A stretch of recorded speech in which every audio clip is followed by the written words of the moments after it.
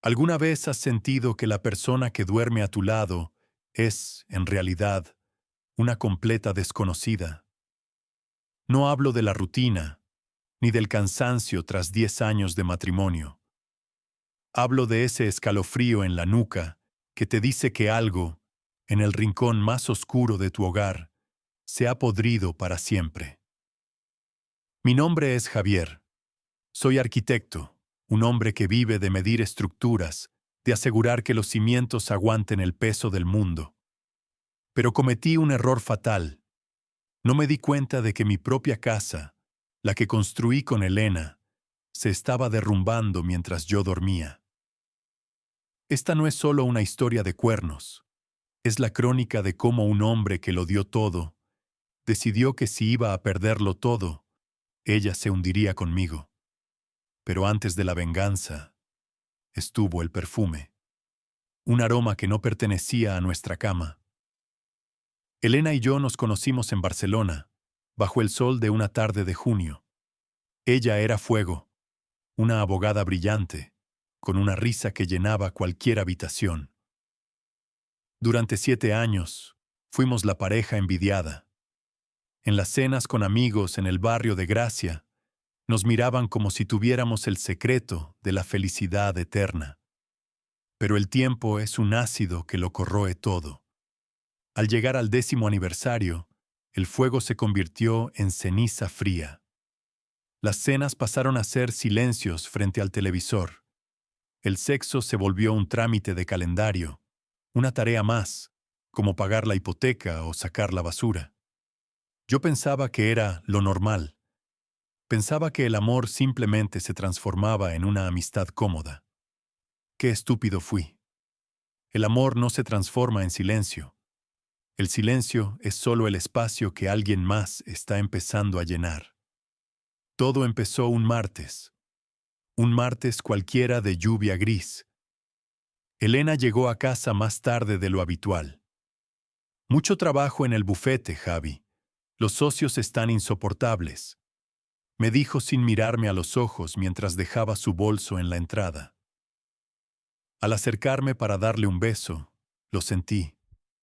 Un olor metálico, mezclado con un perfume de hombre. No era el mío. Yo uso madera y sándalo. Aquello era algo cítrico, barato, agresivo, como el olor de alguien que intenta ocultar algo desesperadamente. ¿Has cambiado de perfume?, le pregunté, tratando de sonar casual. Ella se tensó.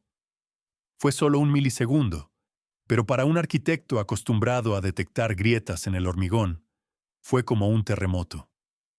No, será el ambientador del taxi. Estoy agotada. Me voy a la ducha. Esa noche, Elena no se desnudó frente a mí. Se encerró en el baño. Escuché el agua correr durante 40 minutos. No era una ducha para limpiarse el sudor del trabajo. Era una ducha para borrar un rastro. Ahí, en la penumbra de nuestro dormitorio, mientras escuchaba el agua golpear los azulejos, mi corazón empezó a latir con un ritmo que no conocía. El ritmo de la paranoia. En las semanas siguientes, las señales se volvieron gritos. Primero, el móvil. Antes, el teléfono de Elena rodaba por la casa. Ahora, era una extensión de su mano. Se lo llevaba al baño, a la cocina, incluso dormía con él debajo de la almohada. Un día, mientras ella estaba en el jardín, el teléfono vibró sobre la mesa de la cocina. Un mensaje de WhatsApp. Me acerqué, con el pulso a 1000. La pantalla estaba bloqueada, pero alcancé a leer el nombre del remitente. Sonia, esteticista. El mensaje decía: «Lo de mañana sigue en pie. No puedo dejar de pensar en lo de ayer». ¿Desde cuándo una esteticista escribe mensajes así a las 11 de la noche? Sentí un vacío en el estómago. Decidí no decir nada. Quería estar equivocado. Quería pensar que era una malinterpretación mía, que el desgaste del matrimonio me estaba volviendo loco. Pero entonces llegó la prueba física. Sábado por la mañana. Elena se fue a hacer running por el parque de la Ciutadella. Ella odiaba correr, pero de repente le había entrado una fiebre por el fitness que no encajaba con su personalidad. Aproveché que se dejó el coche en el garaje. Busqué en la guantera, bajo los asientos, en el maletero. Nada. Hasta que miré en el pequeño compartimento donde guardamos los tickets del parking y la calderilla. Allí, doblado y escondido detrás de una tarjeta de seguro, había un recibo. Hotel La Luna. Habitación 402. Checkout. Jueves, 15:45. El jueves, Elena me había dicho que estaba en una vista judicial en Tarragona. El Hotel La Luna es un hotel de paso a las afueras de la ciudad, un lugar diseñado para la discreción y el pecado rápido. Me quedé allí sentado, en el asiento del conductor, con el papelito temblando entre mis dedos. Sentí que el oxígeno se escapaba del coche. 10 años. 10 años de proyectos, de viajes, de planes para tener hijos, de promesas ante un altar, todo reducido a una habitación de 60 euros la hora. En ese momento, algo dentro de mí murió. El Javier que la amaba, el que la protegía, desapareció. En su lugar, nació alguien frío, alguien que no iba a gritar, ni a llorar, ni a pedir explicaciones. Si ella quería jugar a las mentiras, yo le iba a enseñar quién era el verdadero arquitecto de esta historia. Me quedé allí, en el silencio sepulcral del garaje, con ese pequeño trozo de papel arrugado entre los dedos. El recibo del Hotel La Luna. Era increíble cómo algo tan insignificante, un papel térmico casi transparente, podía pesar más que todas las vigas de acero de los edificios que yo había diseñado. Sentí un zumbido en los oídos, una frecuencia sorda que me aislaba del mundo. El aire del coche se volvió espeso, cargado de un olor a traición que parecía emanar de los propios conductos de ventilación. Miré el reloj en el salpicadero. Las 10:15 de la mañana. Elena seguía supuestamente corriendo. Me imaginé sus zancadas rítmicas por el parque, su frente perlada de sudor, esa imagen de mujer saludable y disciplinada que me había vendido durante los últimos meses. ¿Cuántas veces ese sudor no había sido por el deporte, sino por el esfuerzo en la cama de un hotel de 60 euros la hora? La náusea me golpeó con fuerza. Cerré los ojos y apoyé la frente contra el volante, sintiendo el claxon frío contra mi piel. Podría haber salido del coche, haberla esperado en la puerta y haberle gritado la verdad en la cara. Podría haber destrozado la casa, haber hecho las maletas y haberme largado sin mirar atrás. Pero soy arquitecto, y un arquitecto no destruye sin antes analizar los fallos de la estructura. Quería saberlo todo. Quería conocer el nombre, el rostro y el olor de quien había decidido ocupar mi lugar. Quería saber desde cuándo mi vida era una farsa. Escuché el sonido metálico de la puerta del garaje abriéndose. El corazón me dio un vuelco. Era ella. Regresaba de su entrenamiento. Guardé el recibo en mi cartera, en el compartimento más profundo, como quien guarda una bala que sabe que tarde o temprano tendrá que disparar. Salí del coche intentando que mis movimientos parecieran naturales, aunque sentía las piernas de plomo. Elena entró por la puerta que conectaba el garaje con la cocina. Llevaba sus mallas negras, una chaqueta técnica de marca y el pelo recogido en una coleta perfecta. Estaba radiante. Esa era la peor parte. La infidelidad le sentaba bien. Tenía los mofletes sonrosados y una sonrisa ligera, esa clase de energía que solo da la novedad, el riesgo, lo prohibido. «Vaya, Javi, no te esperaba aquí abajo. Pensaba que estarías en el despacho terminando los planos del proyecto de Sitges», me dijo, acercándose para darme un beso rápido en la mejilla. Ese beso. Fue como si una serpiente me rozara la cara. Pude olerla. No olía a sudor de parque, olía a jabón industrial, ese jabón genérico que ponen en los hoteles de paso para que los amantes se borren el rastro antes de volver a sus hogares legítimos. Me costó todo mi autocontrol no apartarla de un empujón. Me he olvidado unos documentos en el coche. Mentí. Mi voz sonó extraña, más grave, como si viniera de otro cuerpo. ¿Qué tal la carrera? Te veo con mucha energía. Shh, increíble, respondió ella, mientras servía un vaso de agua con una calma que me aterraba. Hacía un poco de viento en la zona del puerto, pero me ha venido bien para despejar la cabeza. El trabajo me tiene agotada, de verdad. Necesitaba esto. Necesitaba esto. La frase rebotó en mi cráneo. Necesitaba la habitación 402. Necesitaba mentirme a la cara.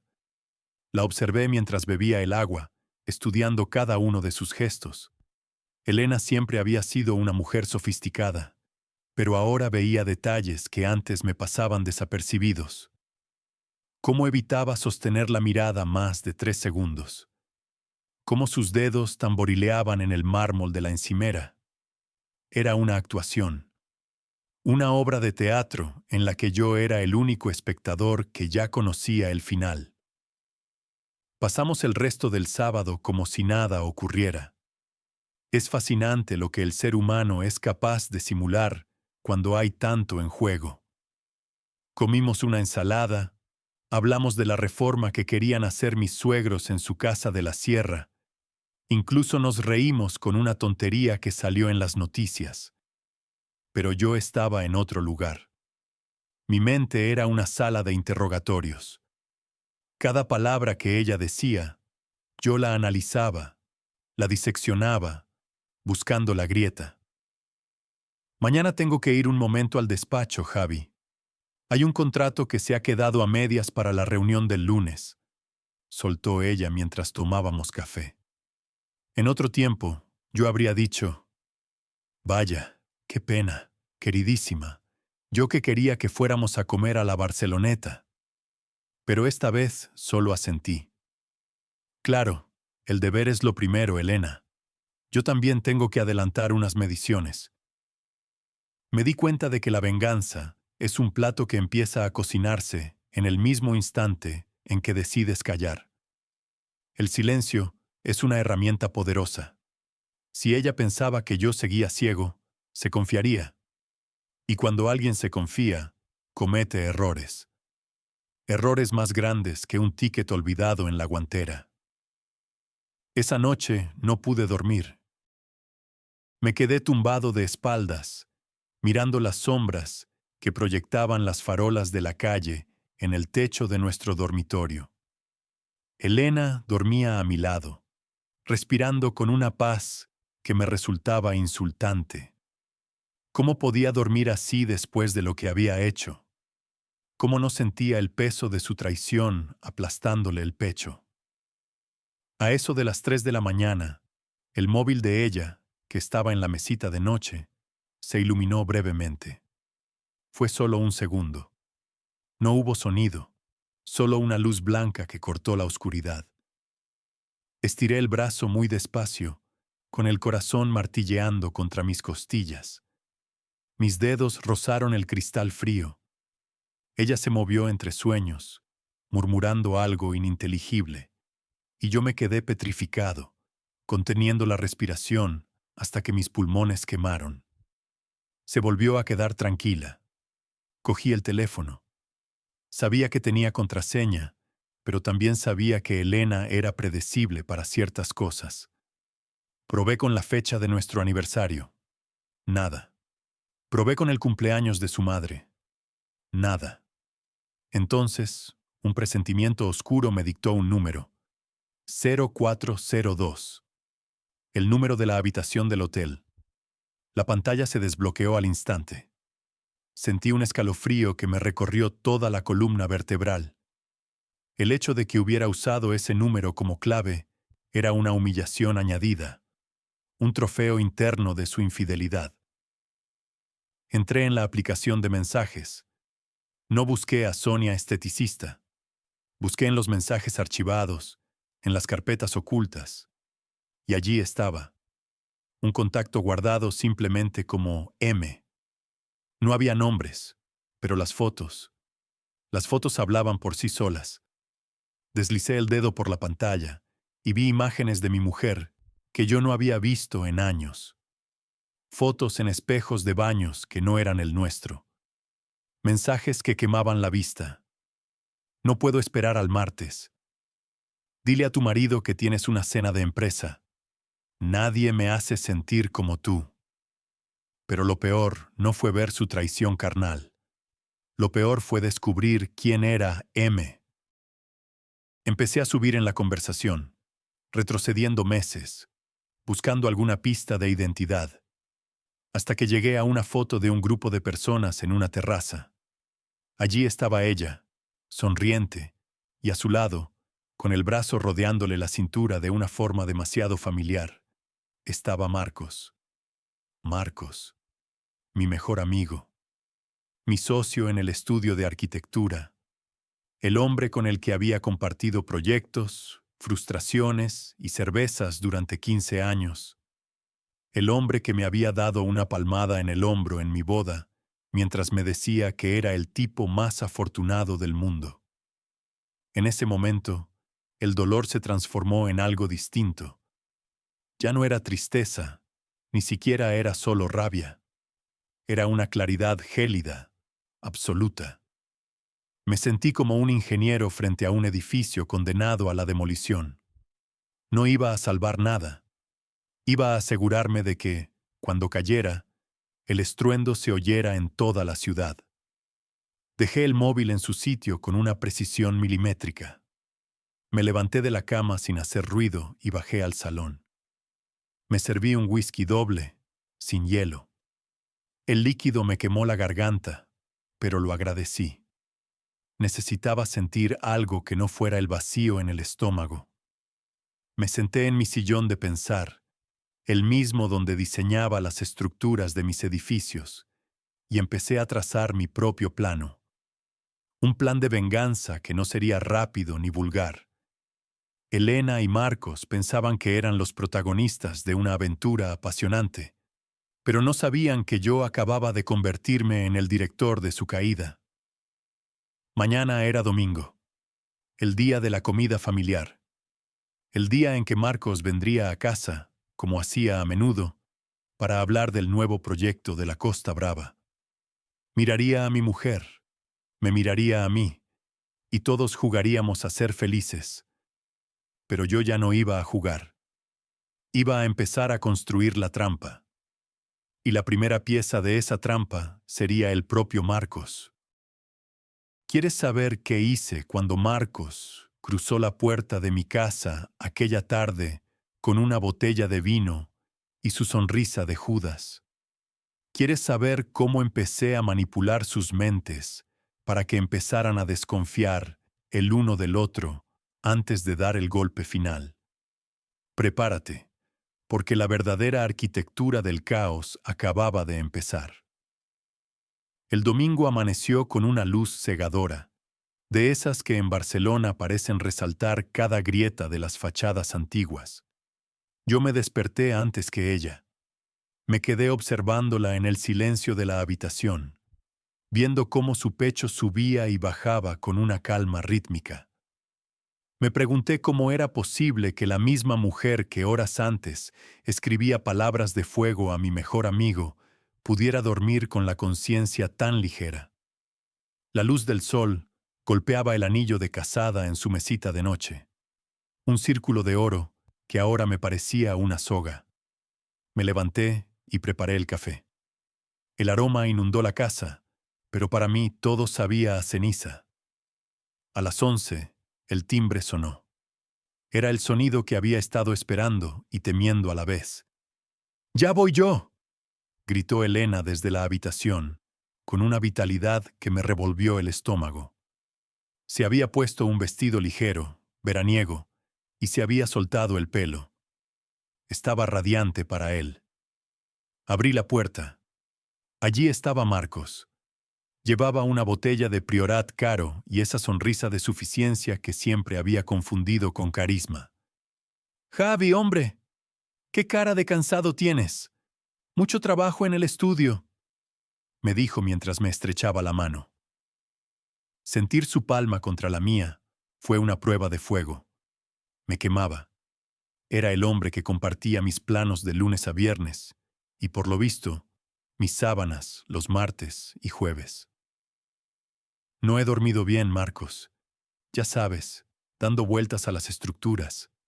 A veces parece que todo está a punto de colapsar si no calculas bien el peso, respondí, mirándole fijamente a los ojos. Él no parpadeó. Era un profesional del engaño. Entró en mi casa como si fuera la suya, saludó a Elena con un beso en la mejilla que duró un segundo de más y se sentó en mi sofá. Durante la comida, el ambiente era una obra maestra del cinismo.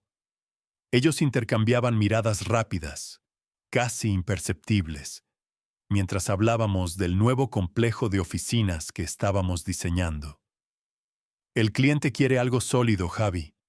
Algo que dure 100 años, decía Marcos mientras cortaba su carne con una precisión quirúrgica. Lo sólido es relativo, Marcos, intervine, dejando mi copa de vino en la mesa. A veces, lo que parece más firme es lo más fácil de derribar si conoces el punto exacto de fractura. Por ejemplo, si un pilar está podrido por dentro, no importa lo bonito que sea el acabado exterior, tarde o temprano, el techo se te cae encima. Elena dejó de masticar. Me miró, intentando descifrar si había una doble intención en mis palabras. Por un momento, el silencio en la mesa se volvió denso, casi sólido. Podía oír el tic-tac del reloj del salón, marcando los segundos de una cuenta atrás, que solo yo conocía. «¿Estás bien, cariño?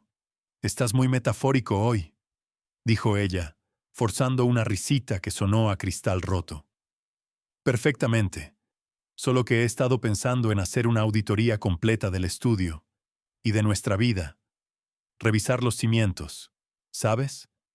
Para asegurarnos de que no hay fugas de capital o de confianza». Marcos bebió un largo trago de vino. Sus nudillos estaban blancos alrededor de la copa. La semilla de la duda estaba plantada. No iba a confrontarlos allí. Eso sería demasiado fácil. Quería que el miedo empezara a corroerlos desde dentro, que la desconfianza que ellos habían sembrado en mi matrimonio empezara a crecer entre ellos dos. Por la tarde, después de que Marcos se fuera con una excusa barata sobre una cita familiar, decidí que era hora de pasar a la fase operativa. No podía confiar solo en lo que veía. Necesitaba pruebas que ningún abogado pudiera refutar, pero sobre todo, necesitaba el control absoluto de sus movimientos. El lunes, en el estudio, me comporté como el socio perfecto.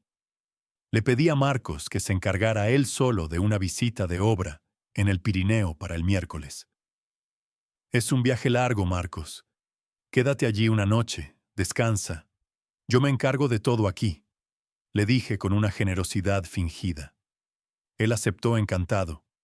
Vi cómo sus ojos brillaban. Ya estaba calculando. Si él estaba fuera oficialmente, y Elena creía que yo estaba enterrado en planos en la oficina, tendrían la oportunidad perfecta para encontrarse en algún lugar intermedio. O quizás en nuestro propio nido. Lo que Marcos no sabía es que, mientras él revisaba los planos en su despacho, yo había instalado un software de rastreo en el servidor compartido del estudio que se vinculaba a su ordenador portátil y a su teléfono de empresa. Y para Elena, tenía preparado algo más personal.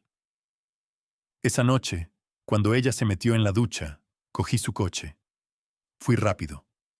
En el fondo del maletero, oculto tras el panel del kit de emergencia, Instalé un localizador GPS de alta precisión.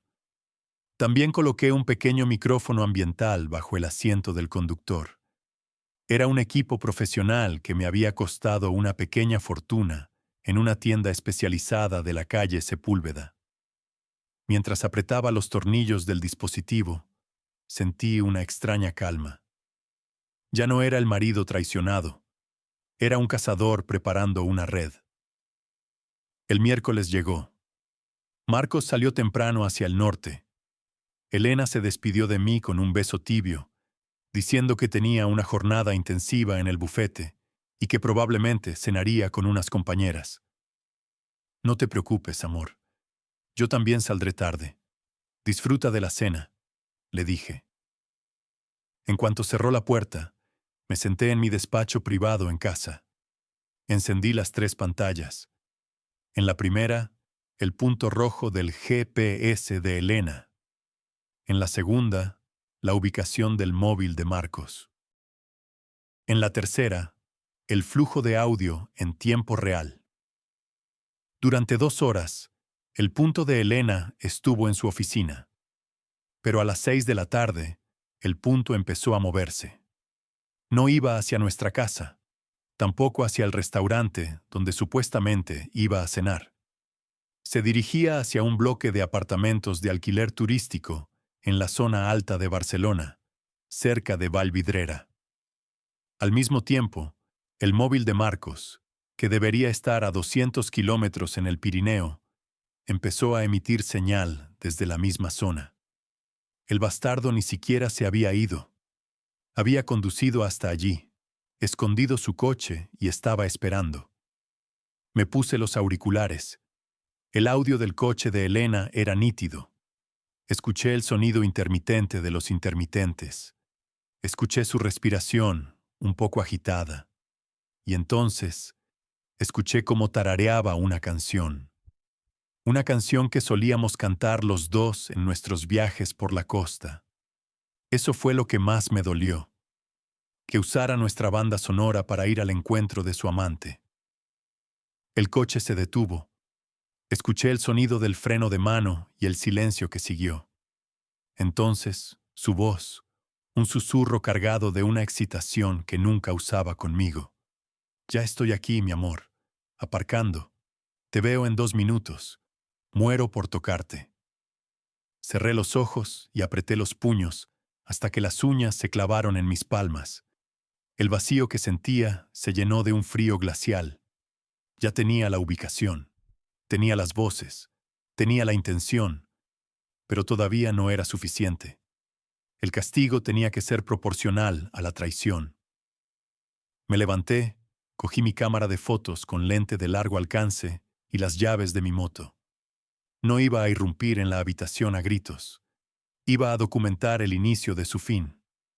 Pero lo que no esperaba era que, al llegar a aquel edificio y empezar a vigilar desde la sombra, descubriría que la traición de Elena y Marcos iba mucho más allá de una simple cama de hotel. Había papeles, había carpetas que Elena sacaba de su bolso antes de entrar al portal. No solo me estaban robando la dignidad, estaban planeando algo que me dejaría en la calle, sin nombre y sin futuro. ¿Quieres saber qué contenían esos documentos que mi mujer le entregaba a mi socio en la clandestinidad de aquel piso?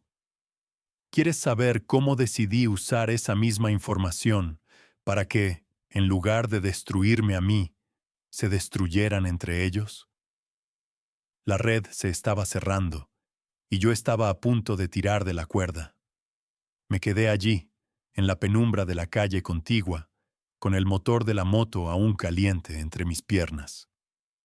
El edificio de apartamentos en Vallvidrera era discreto, de esos con fachadas de diseño y cristales ahumados que garantizan que nadie sepa quién entra o sale. Desde mi posición, con los prismáticos de largo alcance, vi a Elena bajar del coche. No entró directamente. Miró a ambos lados de la calle con una cautela criminal. En su mano derecha, apretaba con fuerza una carpeta de cuero azul, la misma que solía guardar en la caja fuerte de nuestro estudio. Esa carpeta no contenía fotos ni cartas de amor. Contenía los contratos originales del proyecto Mirador, la obra más grande de mi carrera, la que nos iba a retirar a todos. Entendí en ese segundo que la traición de Elena no era un desliz del corazón, sino una demolición planificada. Entró en el portal. 5 minutos después, una luz se encendió en el ático. Pude ver la silueta de Marcos recortada contra el ventanal. Él la recibió con un abrazo, pero no fue un abrazo de amante desesperado. Lo primero que hizo fue coger la carpeta. Se sentaron a una mesa, bajo una lámpara de luz fría, y empezaron a revisar papeles. Parecían 2 buitres despedazando un cadáver. Mi respiración se volvió pesada dentro del casco. Conecté de nuevo el audio del coche de Elena, que seguía transmitiendo porque ella, en su prisa, no había cerrado bien el contacto del sistema multimedia. Se oía el silencio de la calle, pero de repente, el manos libres del coche detectó una llamada entrante que se activó automáticamente por el Bluetooth. Era una llamada que ella había dejado programada o que alguien insistía en hacer. ¿Lo tienes todo?, dijo una voz masculina al otro lado del manos libres del coche. No era Marcos. Era una tercera voz, más madura, más ronca. No hubo respuesta desde el coche, claro. Ella estaba arriba. Pero el contestador automático saltó y grabó un fragmento de la conversación que se estaba desviando desde su teléfono móvil al sistema del vehículo. Si Marcos firma la cesión de poderes mañana, Javier se quedará como el único responsable legal de las irregularidades estructurales. Él irá a juicio y nosotros nos quedaremos con la liquidación de la aseguradora en la cuenta de Panamá. Asegúrate de que firme, Elena. No dejes que sus sentimientos por su amigo le frenen ahora. El mundo se detuvo. No solo me estaban engañando con el cuerpo, me estaban tendiendo una trampa legal para que yo terminara en prisión por una negligencia que ellos mismos estaban provocando en los cálculos de la obra. Querían mi dinero, mi prestigio y mi libertad. Elena no solo quería a otro hombre, quería borrarme de la existencia para quedarse con el botín. Sentí una punzada de dolor en el pecho, pero fue breve. La tristeza es un lujo que no puedes permitirte cuando estás en medio de una guerra. Me bajé de la moto, me apoyé contra un muro de piedra y saqué mi propio teléfono. «Hola, ¿unidades de inspección técnica de guardia?», dije con una voz que ni yo mismo reconocí.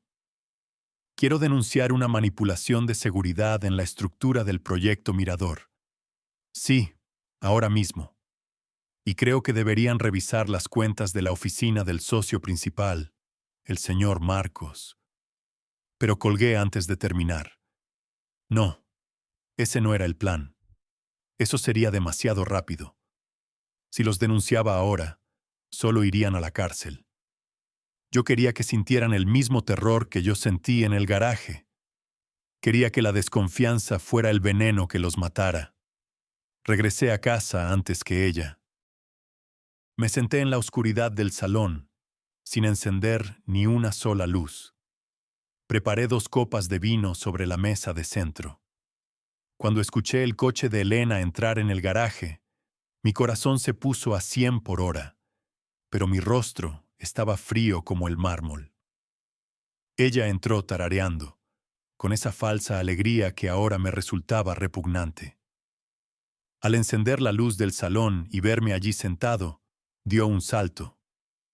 «Dios, Javi, me has dado un susto de muerte.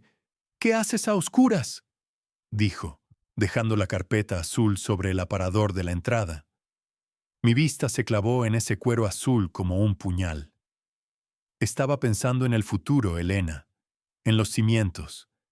He estado revisando los planos del mirador esta tarde y he encontrado algo inquietante, dije, levantándome despacio y caminando hacia ella.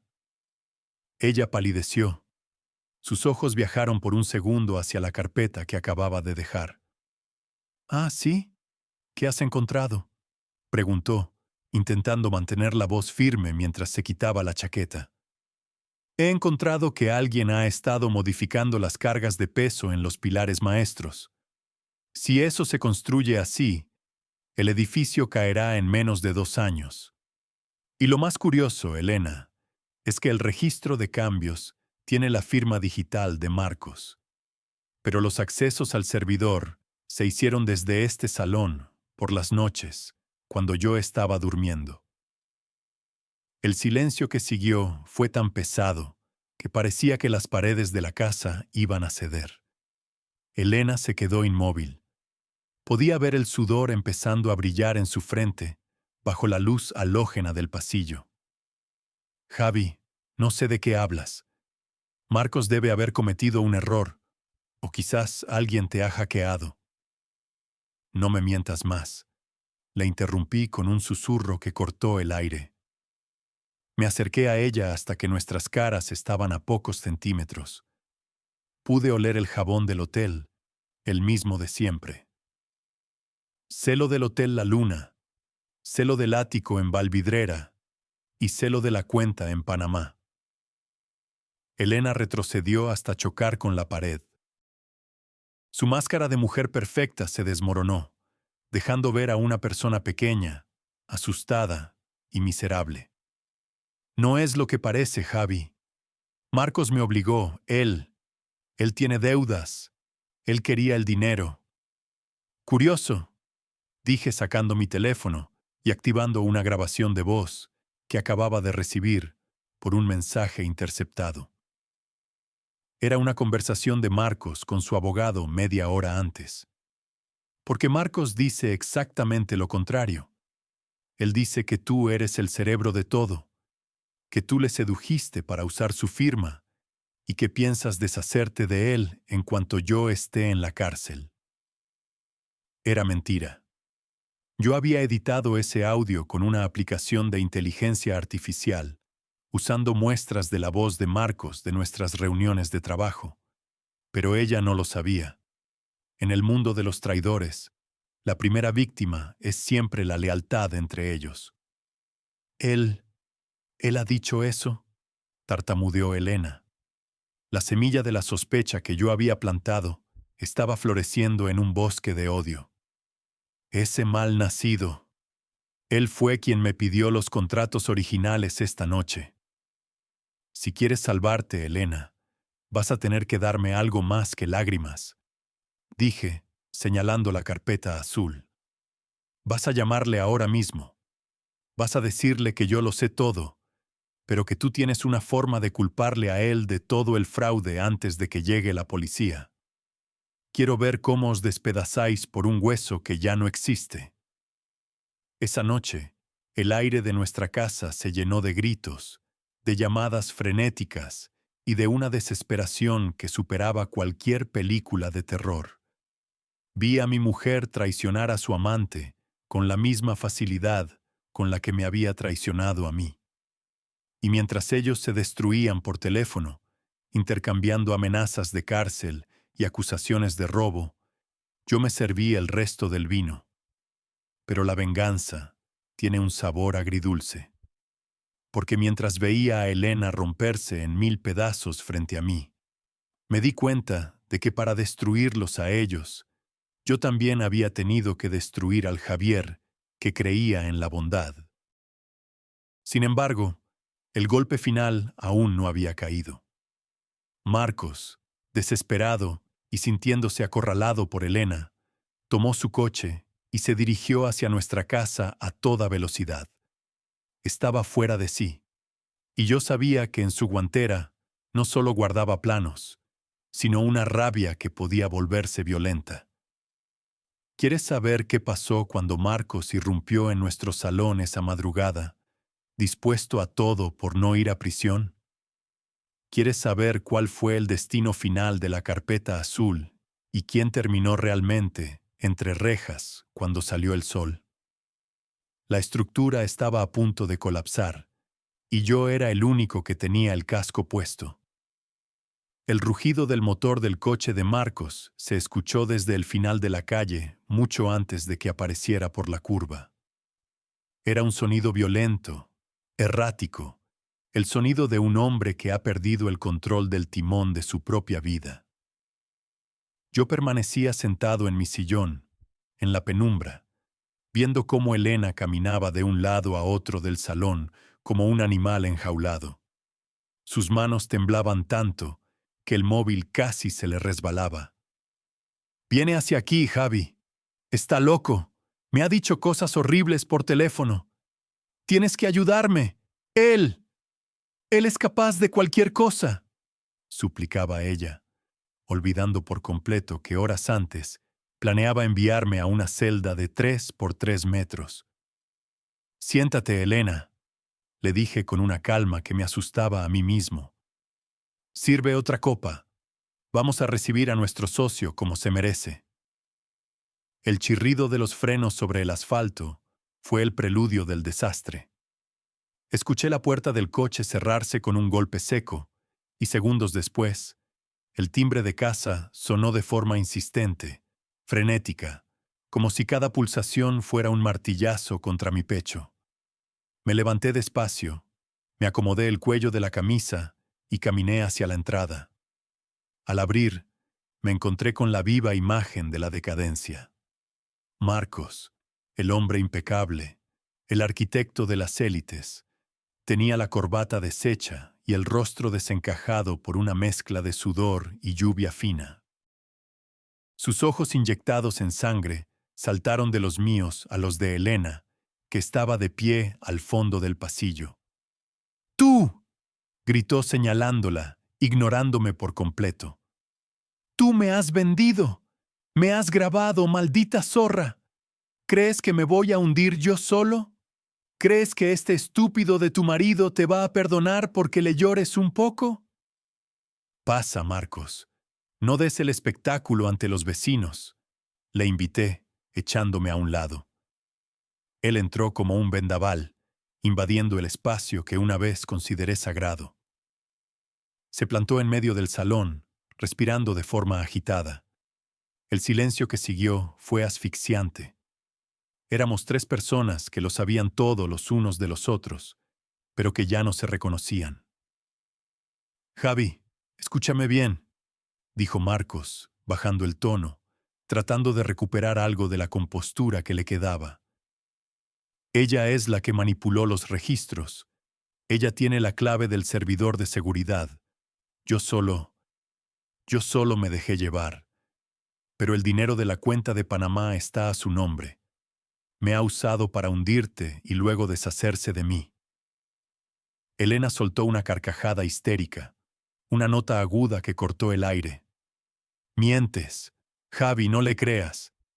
Él me decía que te odiaba, que siempre había sido un mediocre con suerte y que el proyecto Mirador era suyo por derecho. Me dijo que cuando estuvieras fuera, nos casaríamos y compraríamos la casa de la Costa Brava con tu seguro de responsabilidad». Me crucé de brazos, disfrutando del espectáculo. Era como ver una estructura colapsar a cámara lenta. No había necesidad de que yo hiciera nada. La gravedad del pecado estaba haciendo todo el trabajo. ¿Sabéis qué es lo más gracioso?, intervine, rompiendo el duelo de acusaciones. Que mientras vosotros os peleáis por ver quién es más traidor, la policía técnica ya tiene una copia de la carpeta azul. Y no solo eso. He enviado una auditoría forense a todos nuestros clientes actuales. Marcos se quedó lívido. Sus manos empezaron a juguetear con la llave de su coche. «No habrás hecho eso, Javi. Si el estudio cae, tú caes con nosotros. Tu nombre está en la cabecera de la empresa. Nadie volverá a contratarte. Te quedarás en la ruina». «La ruina es relativa, Marcos», respondí caminando hacia el ventanal que daba a la ciudad. «Llevo viviendo en la ruina emocional desde que descubrí que mi mejor amigo y mi mujer compartían algo más que secretos profesionales. El dinero va y viene, pero veros así, tan pequeños, tan desesperados, eso no tiene precio. Marcos se acercó a Elena con paso amenazante. Ella retrocedió, tropezando con el sofá. «Dame el teléfono. Sé que me has grabado esta noche. Dámelo ahora mismo», rugió él. «Aléjate de mí, Marcos. Javi, ayúdame», gritó ella, buscando de nuevo mi protección, la misma que había pisoteado durante meses. En ese momento, Marcos cometió el error definitivo. Agarró a Elena por las muñecas y empezó a forcejear con ella para quitarle el bolso. La escena era patética. Dos amantes que se habían jurado pasión eterna, ahora peleándose como ratas por un trozo de plástico y cristal. Yo no me moví. Me quedé observando la violencia de su egoísmo. Vi cómo la lámpara del salón caía al suelo, rompiéndose en 1000 cristales que brillaban como diamantes falsos. Vi cómo el jarrón que compramos en nuestra luna de miel en Florencia se hacía añicos contra el suelo de parqué. «¡Basta!», dije, pero mi voz no fue un grito, fue un susurro cargado de autoridad. Marcos la soltó. Elena cayó al suelo, llorando, con el rímel corriendo por sus mejillas, borrando cualquier rastro de la abogada impecable que solía ser. Marcos me miró, jadeando, dándose cuenta de que acababa de perder lo último que le quedaba, su dignidad de caballero. «Mañana a las 8 de la mañana», continué, mirando a Marcos. «Quiero tu carta de renuncia irrevocable a tu parte de las acciones del estudio sobre mi mesa, sin compensación, sin condiciones. Si lo haces, quizás olvide entregar a la fiscalía cierto audio donde detallas cómo pensabas manipular los cimientos del mirador para cobrar el seguro». Él me miró con un odio puro, un odio que solo nace de la derrota absoluta. «¿Y tú, Elena?», me giré hacia ella, que seguía en el suelo, rodeada de cristales. «Mañana quiero que todas tus cosas estén fuera de esta casa. He iniciado los trámites de un divorcio por culpa. No te vas a llevar ni los muebles. Si intentas pelear, la grabación de la llamada de Panamá llegará al colegio de abogados antes del mediodía. Perderás tu licencia antes de que puedas decir «lo siento». Marcos soltó una risa amarga. «Eres un hijo de puta, Javi. Siempre lo has sido. Tan frío, tan calculador». «He aprendido de los mejores», respondí, señalándolos a ambos. «Ahora, fuera de mi casa, los dos». Marcos salió del salón sin decir una palabra, arrastrando los pies. Escuché su coche arrancar y salir disparado, perdiéndose en la noche de Barcelona. Elena se levantó despacio, limpiándose las manos. Me miró, esperando quizás un último gesto de debilidad, una pizca del Javier que ella podía manipular con un beso o una mentira bien ensayada. «¿De verdad vas a hacerme esto, Javi? ¿Después de 10 años?» «10 años, Elena. 3650 días. Y no fuiste capaz de respetarme ni uno solo de los últimos 700. Vete, antes de que cambie de opinión y llame a la policía ahora mismo». Ella recogió su bolso, se puso su chaqueta técnica y caminó hacia la puerta. Al llegar al umbral, se detuvo y me miró por última vez. «Marcos tenía razón en algo», susurró. «Eres de hielo. Nunca me quisiste de verdad si puedes ser tan cruel ahora». «Te quise tanto que me volví ciego», le dije, cerrando la puerta tras ella. «Y ahora que puedo ver, el paisaje es simplemente horrible». Me quedé solo en el salón destrozado. El silencio volvió a reinar, pero ya no era un silencio tenso. Era el silencio del vacío. Pero lo que ninguno de los dos sabía es que mi venganza no terminaba con su expulsión. El plan tenía una segunda fase, una que se activaría a la mañana siguiente y que involucraría a los suegros, a la prensa local y a una sorpresa que había dejado preparada en la caja fuerte de Marcos en el estudio. Porque un arquitecto sabe que, para que un terreno sea útil de nuevo, primero hay que limpiar hasta el último rastro de los escombros, y yo estaba a punto de pasar la excavadora. ¿Quieres saber qué había en esa caja fuerte y cómo terminó el día más largo de mi vida cuando la prensa llamó a la puerta de Marcos? La historia aún guarda un giro que nadie vio venir. El sol comenzó a filtrarse por las persianas del salón, iluminando el desastre de la noche anterior. Los cristales rotos en el suelo brillaban como recordatorios de una vida que ya no existía. No dormí.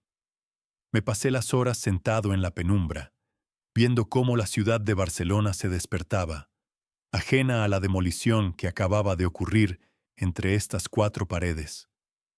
A las 7 de la mañana, me duché, me puse mi mejor traje gris y me miré al espejo. El hombre que me devolvía la mirada tenía ojeras profundas, pero sus ojos estaban más limpios que nunca. Cogí mi maletín y salí hacia el estudio. Era el día del golpe final. Cuando llegué a la oficina, el ambiente era gélido. Los empleados murmuraban en los pasillos. Las noticias de que algo grave pasaba entre los socios ya se habían filtrado por las paredes de cristal. Marcos no estaba en su mesa. Entré en su despacho sin llamar. La secretaria intentó detenerme, pero le bastó una mirada mía para retroceder. Me senté en su silla de cuero italiano y esperé. 10 minutos después, Marcos entró. Parecía haber envejecido 10 años en una sola noche. Al verme sentado en su sitio, su rostro pasó del pálido al rojo de la furia contenida. «Fuera de mi silla, Javi. Ya tienes mi renuncia en el correo. ¿Qué más quieres?», espetó, tirando su maletín sobre la mesa de juntas. «Quiero que abras la caja fuerte, Marcos, la que tienes detrás del cuadro del proyecto de la Villa Olímpica», dije sin mover un solo músculo. Él se quedó petrificado. Esa caja fuerte era su santuario personal. Allí guardaba no solo dinero en efectivo para pagos en B, sino también los contratos privados que Elena y él habían redactado para desviar los fondos del proyecto Mirador. «No tienes derecho. Eso es propiedad privada», tartamudeó. Derecho es una palabra graciosa viniendo de alguien que intentó enviarme a la cárcel por un fallo estructural provocado. Ábrela. Ahora. O el inspector de Hacienda que está esperando en la cafetería de abajo subirá con una orden judicial que no solo abrirá esa caja, sino que precintará todo el edificio. Era un farol. No había ningún inspector abajo, todavía. Pero un hombre acorralado y culpable siempre cree en los monstruos que le acechan. Con las manos temblando de forma violenta, Marcos se acercó al cuadro, lo apartó y marcó la combinación. El clic metálico sonó como una sentencia. «Apártate», le ordené. Me levanté y saqué el contenido. No solo estaban los documentos que yo esperaba, había algo más. Un sobre de manila con fotos. Al abrirlas, sentí una última punzada de asco. Eran fotos de Elena y Marcos, sí, pero no de este año. Eran fotos de hace 3, 4 años. Viajes a París, escapadas a la nieve mientras yo trabajaba fines de semana enteros para levantar esta empresa. La traición no era una grieta reciente. Era un cáncer que llevaba años devorando los cimientos de mi realidad. 3 años, Marcos. 3 años sentado a mi lado en cada comida, brindando por mi éxito, mientras te acostabas con mi mujer en hoteles pagados con los gastos de representación del estudio. Susurré, sintiendo cómo la sangre me hervía. Ella me quería a mí, Javi. Siempre fue así. Tú solo eras el proveedor, el ingeniero aburrido que le daba la estabilidad. Pero el fuego El fuego lo ponía yo, dijo él, en un último intento desesperado por herirme donde más me doliera. Sonreí. Fue una sonrisa triste, pero letal. Si tanto fuego había, espero que os sirva para calentaros cuando no tengáis nada, porque he activado la cláusula de rescisión por conducta deshonesta. El seguro de responsabilidad civil ha sido informado de que tú manipulaste los cálculos. Van a ir a por ti, Marcos, no solo por el dinero, sino por vía penal. Salí de su despacho con el sobre bajo el brazo, pero no fui a la policía todavía. Mi siguiente parada era la casa de mis suegros. Los padres de Elena eran personas de la vieja escuela, de los que valoraban el honor y el apellido por encima de todo. Me habían tratado como a un hijo. Llegué justo cuando terminaban de desayunar en su jardín de la zona alta. Al verme aparecer sin Elena y con esa cara, supe que ellos también sospechaban algo. Javi, hijo, ¿qué pasa?